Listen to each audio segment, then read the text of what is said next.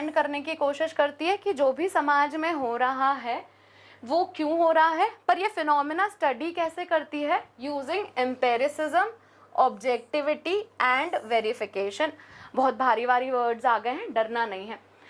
Empiricism का मतलब होता है ऐसी रियलिटी जो हम अपने सेंसेस से ऑब्जर्व कर सकते हैं।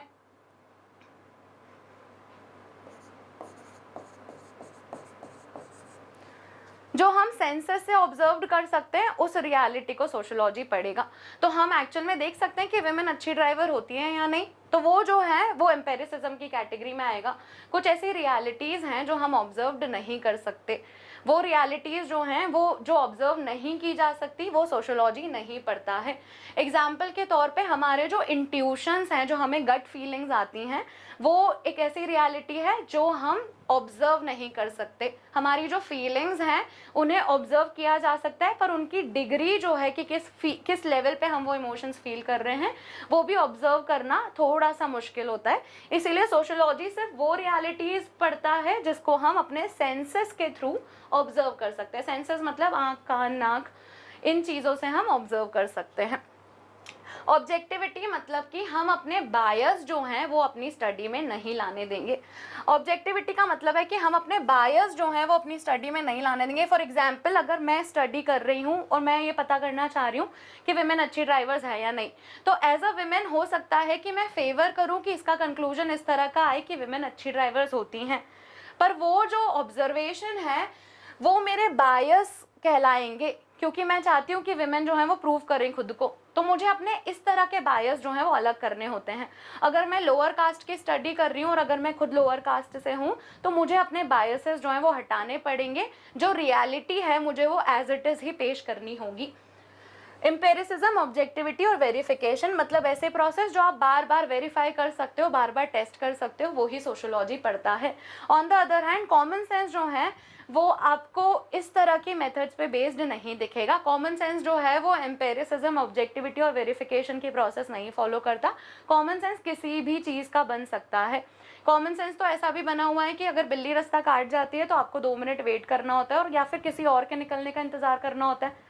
तो ये जो कॉमन सेंस हमारा बना हुआ है ये किसी एम्पेरिसिज्म पे बेस्ड, या फिर हमने ऐसा नहीं है कि इसको क्वेश्चन किया है कि ये किस तरह का बन गया है या इस तरह से क्यों हम फॉलो कर रहे हैं, हम बस ब्लाइंडली फॉलो कर रहे हैं। तो सोशियोलॉजी जो है वो बेसिक चीज़ें क्वेश्चन करती है कि ये बना कैसे है, ऐसे इतने लोग क्यों फॉलो कर रहे हैं इस चीज़ को, ये सब चीज़ें वो वेरीफाई करने की कोशिश करती है।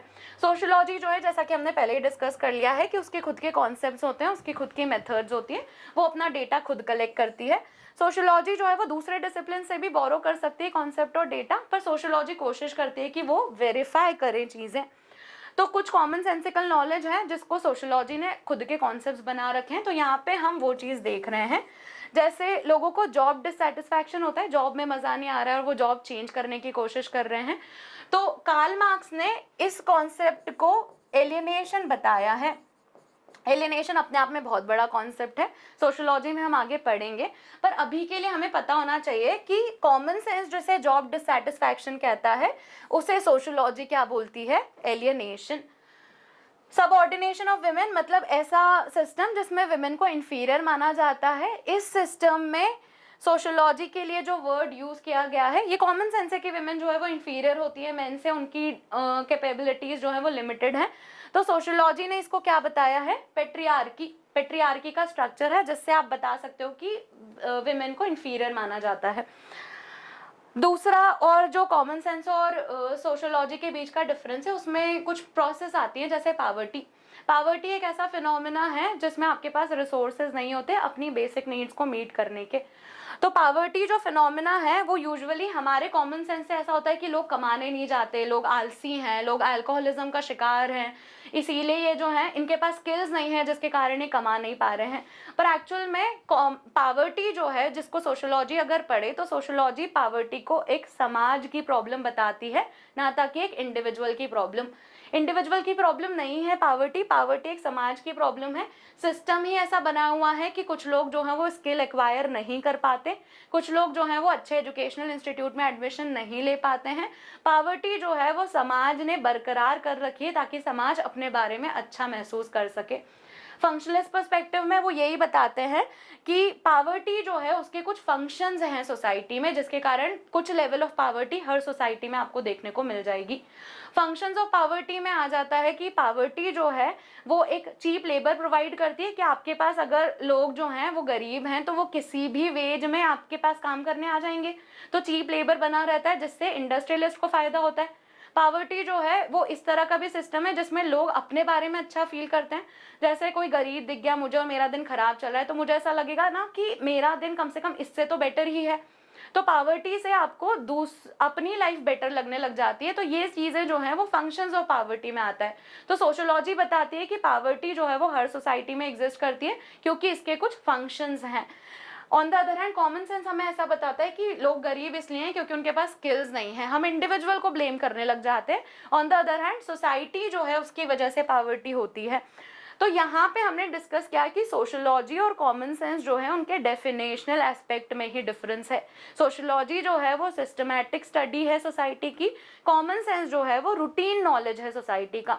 हमने अलग अलग एग्जाम्पल से भी डिस्कस कर लिया है। अब हम पढ़ते हैं कि कॉमन सेंस के फीचर्स क्या होते हैं। 3 कोर फीचर्स हैं कॉमन सेंस के, फटाफट समझ में आ जाएंगे तुम्हें क्योंकि अगर हमें कॉन्सेप्ट्स क्लियर हैं तो फीचर्स भी तो आम ही चीज है। सबसे पहला फीचर है कॉमन सेंस अनरिफ्लेक्टिव होता है, मतलब कि ये अपना खुद का ओरिजिन क्वेश्चन नहीं करता। एग्जाम्पल से समझते हैं। अभी हमने जो बिल्ली रास्ता काट गई वाला एग्जाम्पल पढ़ा सुना, जिसमें हमें समझ में आया कि कॉमन सेंस जो है वो बन जाता है। बस सोसाइटी में लोगों ने कुछ चीजें ऑब्जर्व की और उन्होंने वही फॉलो करना शुरू कर दिया। खुद का ओरिजिन जो है वो क्वेश्चन नहीं करता। एग्जाम्पल के तौर पे ऐसा भी मान सकते हैं कि लोअर कास्ट जो है वो टेम्पल्स में एंट्री नहीं किया कर सकती थी। ये कॉमन सेंस था बहुत टाइम तक।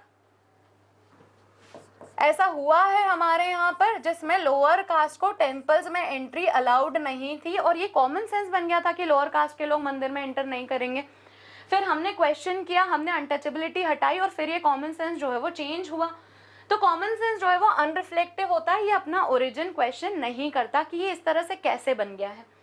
दूसरा है कि कॉमन सेंस जो है वो इंडिविजुअलिस्टिक और नेचुरलिस्टिक एक्सप्लेनेशंस पे बना होता है। मतलब इसका मतलब ऐसा है कि इंडिविजुअल्स जो है वो अपनी अपनी ऑब्जर्वेशन के थ्रू अपना अपना कॉमन सेंस डेवलप करते हैं। हम एग्जाम्पल के तौर पे समझते हैं कि कॉमन सेंस जो है वो हर चीज़ एक्सप्लेन नहीं कर सकता।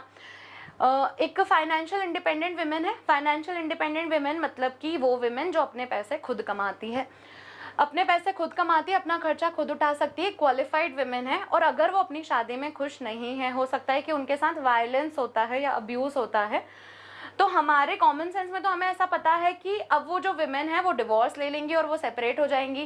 पर एट टाइम्स हमने देखा है कि ये इतना आसान नहीं होता। बहुत सारी विमेन जो फाइनेंशियली इंडिपेंडेंट भी हैं वो अब्यूसिव मैरिजेस में रह जाती हैं, वो सेपरेट नहीं होती। तो ये जो फिनोमेना है ये हमारी कॉमन सेंस से एक्सप्लेन नहीं होगा क्योंकि इसमें हमें सोसाइटी का एक बहुत की एस्पेक्ट समझना पड़ेगा। क्योंकि मैरिज के अराउंड बहुत सारा सोशल वैलिडेशन है, इस वजह से विमेन जो हैं वो मैरिज में इतने आसानी से अलग नहीं होती हैं। तो ये जो फिनोमेना है ये कॉमन सेंस से नहीं समझा जा सकता। कॉमन सेंस जो है वो इंडिविजुअल होता है और प्लेस टू प्लेस वेरी कर सकता है। हमारे यहाँ का कॉमन सेंस ऐसा है कि हम जब किसी से मिलते हैं तो हम उसे नमस्ते करते हैं, हम दूर से ही ग्रीट करते हैं। On the other hand western societies में वो लोग हैंडशेक या फिर हग कर सकते हैं। तो हमारे यहाँ का कॉमन सेंस जो है वो दूसरी सोसाइटी के कॉमन सेंस या उसके एटिकेट से डिफरेंट होता है। नेक्स्ट जो पॉइंट है वो है कि common sense at times paradoxical भी हो सकता है। पैराडॉक्सिकल मतलब एक बार कुछ और कह रहे हैं, दूसरी बार कुछ और कह रहे हैं, मतलब कि ऑपोजिट चीज़ें भी कह सकते हैं कॉमन सेंस। तो उसमें एग्जाम्पल हम समझते हैं। सबसे पहले तो हमें बोला गया है, हमें सिखाया गया है कि डोंट जज a book by its cover. Book को उसके कवर से मत जज करो, उसको पढ़ के देखो कवर कितना सुंदर है। इसका मतलब ये नहीं है कि बुक अच्छी होगी। डोंट जज a book by its cover जो है वो एक कॉमन सेंस है। एक प्रोवर्ब, एक सेइंग है जो हमें सिखाई गई है कि आप किताब को उसके कवर से मत जज करो। ठीक है, आप एक्चुअल में इंसान को जानो वो किस तरह का है, आप बाहर की अपीयरेंस से इंसान को मत जज करो। ये हमारा कॉमन सेंस बनाया हुआ है। ऑन द अदर हैंड हमें एक और चीज़ सिखाई है कि first impression is the last impression. आपकी अपीयरेंस, आप सबसे पहले जिससे मिल रहे हैं, पहली बार जिससे मिल रहे हैं, उस पे आपका लास्टिंग अपीयरेंस होगा, तो उस बात का ध्यान रखें। तो इसमें तो हम अपनी एक बुक को कवर से ही जज कर रहे हैं ना, हम आउटर अपीयरेंस से ही तो जज कर रहे हैं। दोनों कॉमन सेंसिकल सेइंग है पर दोनों ऑपोजिट है। तो ऐसे बहुत सारे एग्जाम्पल्स हैं जिसमें कॉमन सेंस एक दूसरे को ही कॉन्ट्रडिक्ट कर देता है, एक कॉमन सेंस जो है वो दूसरे के ऑपोजिट हो जाता है।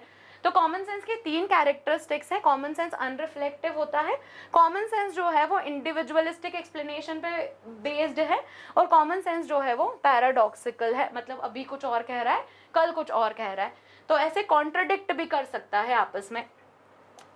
होपफुली आपको समझ आ रहा होगा अभी तक। अब हम डिस्कस कर रहे हैं कि सोशियोलॉजी वर्सेस कॉमन सेंस क्या है। अभी तक हमने जो भी पढ़ा वो हम इस पॉइंट तक आने के लिए ही पढ़ रहे हैं कि सोशियोलॉजी और कॉमन सेंस में डिफरेंस क्या है। सोशियोलॉजी के खुद के कॉन्सेप्ट्स हैं, मेथड्स हैं, डेटा हैं। जैसे हमने पढ़ा कि सोशियोलॉजी का जो कॉन्सेप्ट है एलियनेशन, वो कॉन्सेप्ट जो है वो बहुत रिसर्च और डिज़ाइन के बाद बनाया हुआ है। कॉमन सेंस जो है वो प्रैक्टिकल ऑब्जर्वेशन और एक्सपीरियंस